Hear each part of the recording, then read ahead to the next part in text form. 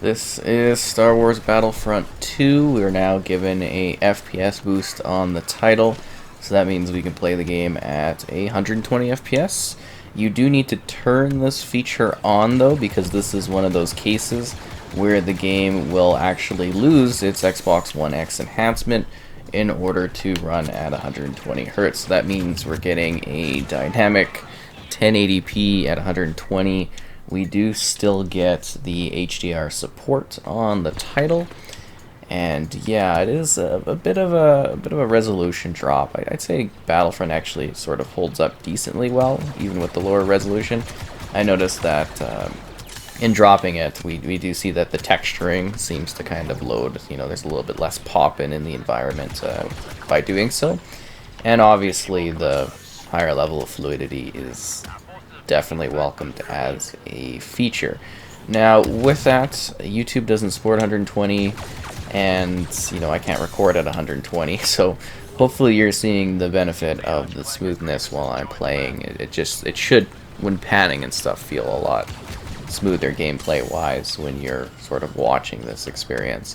But yeah, it's really nice to have this kind of option be present. There was a whole kind of pack of titles that were EA oriented that got a FPS boost alongside this one that I'll be jumping into. This is just really the first in my order of games because, well, it's Star Wars Battlefront, obviously, right? The iconic large-scale series that was brought back and redone for 2 entries now, and I'm assuming a third one down the line as well. But yeah, the biggest difference here really is just that higher level of fluidity. You're able to kind of react a lot faster, get those shots set up, and get those hits in, and just sort of move a lot better. Like, the game was already, obviously a very smooth experience in terms of the frame rate, and kind of, in my opinion on this one, I think the 4K 60 mode is honestly the way to go. The visual vibrancy and quality there is, such a nice jump up over this one. Like, this still looks good, but obviously, 4K 60 is kind of a fine option for me on here. But yeah, if you want the 120, you can go ahead and do that. It seems to play beautifully fine and smooth and feels good and allows you to react well, and that's kind of just a really good option to have available here. And I know, not everyone will have access to the feature, but it is really cool to be able to jump up to 120 Hertz, which again, 120 FPS is what you get from there on the console platform, because I didn't assume that we would get this sort of feature well, for these older titles. It's kind of fascinating. Oh no, he's doing the crab leg thing. He's doing the... okay, Grievous is always a little bit of a... You know how Grievous is, so it looks like we're actually going to have to go and battle aboard the ships. And obviously, so for some context, if you're not familiar with Battlefront 2, you get all of the different eras of Star Wars, you get a number of different maps for each of them. It was well supported post-launch with content. You got some really beautiful levels. And there's a single-player campaign that's also boosted as well if you want to play there and enjoy the single-player in that way. And some more local content too that you can jump into, like a bit of an arcade mode. I don't really care for any of that. I mean, the multiplayer is where this game really excels, so that's kind of what we do for the most part in here. And this is the, I guess you could say, I believe the Supremacy mode, where you're kind of battling back and forth, and then you go up in a ship and you try to attack or defend based on what your positioning is and how your team was doing. So it looks like we're joined in progress here to a team that was already losing a bit. What's actually funny is I think when I was doing my test run of this to see how everything was running, I was playing on the other side, like the droids fighting these guys, and we did that damage. But I kind of left so that I could, join a match and then get everything recording, or set up recording-wise. So yeah, it's kind of neat. You got a lot of different heroes, a lot of customization options for your characters. Again, all of the different eras. So, you got your prequels, a few maps from there. You got your sequels, like the Disneyverse and stuff. And you've also got the original trilogy, where you get a wide range of different things. You got, like, the Death Star, there's Felucia, I think Takodana, and, just to name a few of the many places you can kind of fight in this one. And then there's other playlists for multiplayer. You know, you've got your kind of heroes versus villains and like more deathmatch oriented thing. There's a few different modes, but this one seems to be the popular sort of option that most people jump into. And then of course I'm sure you've seen that there are like hero elements to it and higher tier things. So when you die, you get so many points after your life, and you can, you know, get a better unit out there on the battlefront. Arc Trooper. Maybe we'll throw out the Clone Commando.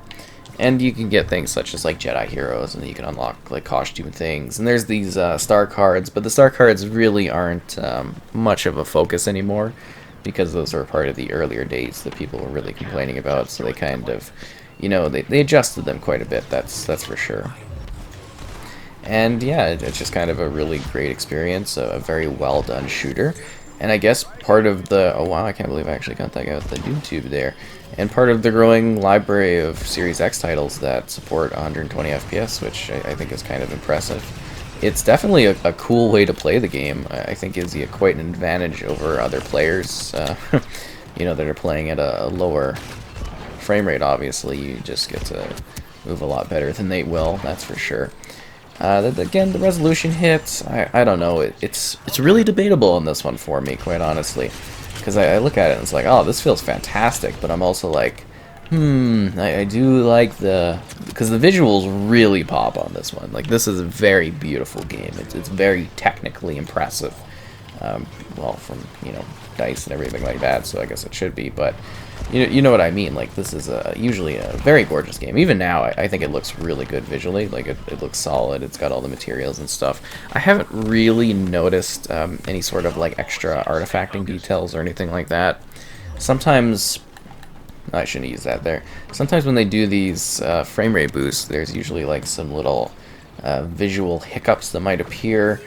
I think there was maybe like during the load-in screen, I've noticed that there's like a bit of a weird shimmer effect on some of the, I guess you could say, reflections in like the brief cinematic moment, but other than that, I haven't noticed any sort of, you know, visual impact in a negative way during regular gameplay outside of the dropping of the resolution, which again is just part of experiencing this this sort of upgrade.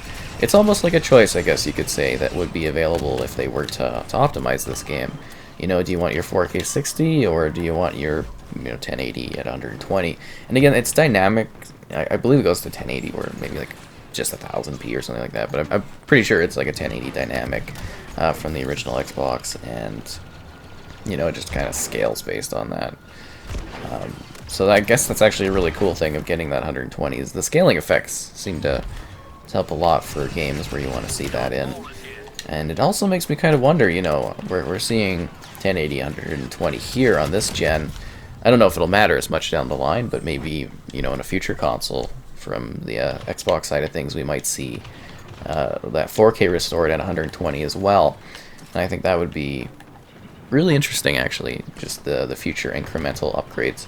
But I would also imagine by the time that happens that we might not really care too much about this particular Battlefront, because we'll have like moved on to Battlefront 3, I would imagine at that point. But who knows what happens with these the development of things, right? Technology is always changing, but it's a really cool thing for now. That's the biggest part of this. Is it feels really smooth.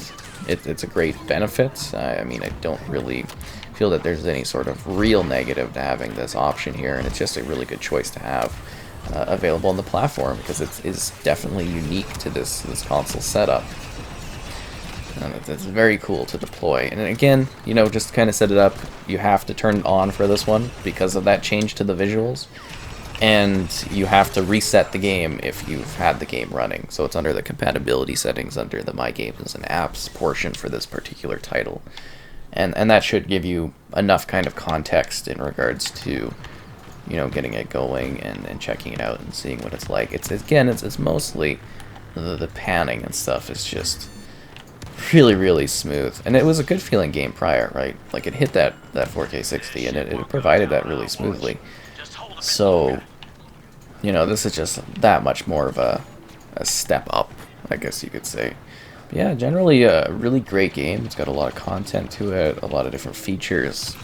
Like I said, it was well supported. They have stopped updates if you're wondering about, you know, future content or like a proper optimization. That's definitely not going to happen now that we got the FPS boost on here. And that's fine. I mean, I guess we don't technically need it because, yeah, it still looks really good. It still has that feature, and I'm sure they're busy working on other things like Battlefield 6 at the current moment in time. Oh, Grievous, you and your leg moving. Unbelievable. I don't know if we're actually going to win this or not. We might force them back to the surface here, it looks like. Wow, that was really close. I didn't think we'd actually get that. While not necessarily scenically different, I thought we would hop on to another match just to show a different kind of scenario instead of going back to Geonosis. So now we're on the Death Star, which again visually is going to look very similar to the ship designs, but it does have a little bit of a different aesthetic to it, which is cool. Yeah, it's sort of just a really neat experience being able to play at this frame rate. Oh god, there's a lot of guys in there. I mean, I don't think it's necessarily a game where individual efforts really completely turn the tides of war because there's so many players going on, but it does make quite a difference to your, you know, personal performance and just generally accuracy and stuff. I feel like this really is quite a fluid effort. And if you ever look out into space and stuff on these levels, they're always so beautiful with like a big sort of planetary backdrop. It's always a nice little touch if you've never kind of looked outside of the map, has to say. So we'll go over to see and do some action over there. Again, very, very well done experience and quite a lot of fun. And we will kind of end this by showing off a bit of the single player level 2, because I think it is important to show all parts of it as I'm kind of rolling through this and, you know, thinking about that element of the experience, and some people will go back to play it. And to enjoy this higher level of frame rate. Yeah, this is such an atmospherically cool room here. It's got a neat style to it. Victory? Wow, I was not expecting to jump in here right at the end of a match. That's a little disappointing. Wow, okay. Good job, guys. For the Empire. And just a bit more of the multiplayer experience before we jump into the single player action. Obviously, we've got Naboo here, so you can see that going on. Trying to capture some of these positions. Yeah, you know, I quite like this game mode. It's actually a lot of fun and uses the Battlefront template quite well.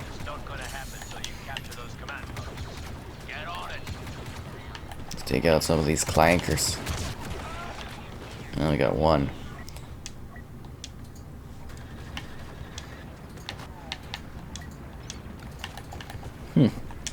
Yeah, you know, I gotta say, I never thought I would actually play this at 120 FPS. Almost seems like overkill. Now, that being said, I'm sure there's a lot of people out there that are probably very happy about having this sort of ability being present nowadays. I'm surprised that so many games actually support 120 and that they're FPS boosting to that. Because I would have thought there would have been more of an initial focus on, you know, going 30 FPS to 60 for titles. But yeah, it seems like they want to practice jumping all the way up to 120. That's kind of nuts to me, but obviously it can clearly handle it fine. So why not, right? Especially for like longevity's sakes, I think it's kind of really nice that we're going to be able to experience this one at a higher frame rate for long term. I think that's kind of important. Even if I'm not sure that the multiplayer will persist, you know, that long down the line, it is a cool option to have available.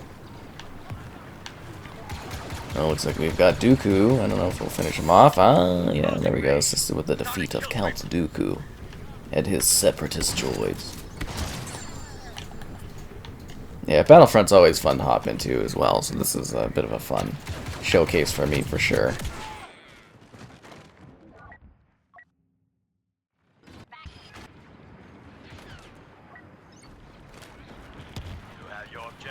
So this is a campaign level, always my chosen campaign level when I'm going into kind of play Battlefront 2 or showing it off because, well, I mean, you get to play as Luke Skywalker and wield a lightsaber, which is a little bit more fun than the rest of the experience. I mean, it's actually a really good story. I thought it was, you know, quite well done narrative-wise. You're kind of playing as a trooper after the whole fall of the Empire sort of thing, and you're sort of deciding what side you're a part of. I guess you're sort of a little bit of almost dark side royalty in that regard.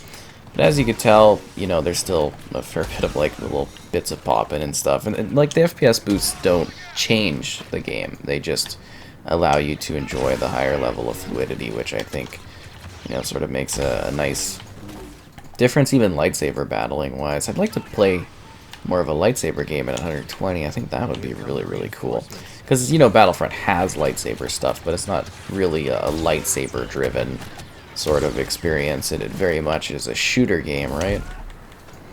So you don't quite get what you would get out of it if it was a full, you know, kind of, oh geez, lightsaber focused experience, which is more like a melee driven game, I guess you could say.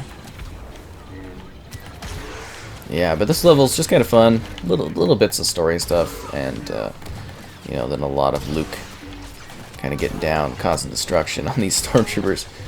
It almost reminds me of the opening of The Force Unleashed, where you're kind of just Vader walking through Wookiees and stuff, and yeah, I definitely get that little bit of feeling out of it. Eliminate Imperial forces. I think I killed them all, didn't I? Oh. This isn't what I wanted. This isn't what I want. Okay, Luke. This is a guy feeling all cool and mighty. This isn't what I wanted. Something unnatural.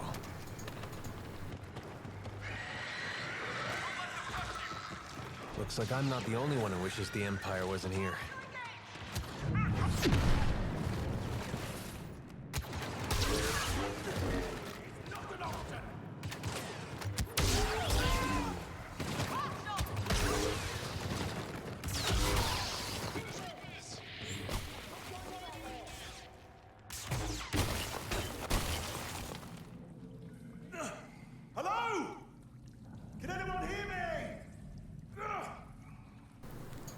Looks like somebody got stuck in there. Heard you call out. Sounded like you needed help. Yeah, I do. Think you can get me out of this?